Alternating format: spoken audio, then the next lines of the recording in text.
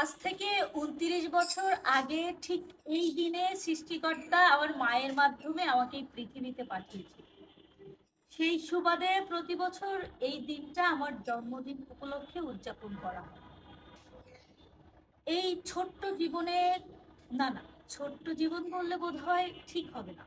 এই লম্বা সফরে কত আপন মানুষকে পর হতে দেখলাম, কত পর মানুষকে আপন হতে দেখলাম, কত শত মানুষের সাথে পরিচয়, সম্পর্ক আবার ভুলেও গেলাম।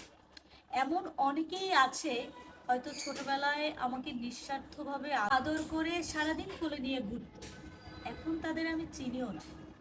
আবারও এমনও অনেক মানুষ আছে যাদেরকে আমি নিঃস্বার্থভাবে ভালোবেসেছি, আমাকে আঘাত দিয়েছে, কিন্তু আমি এখনো ভুলতে পারছি না।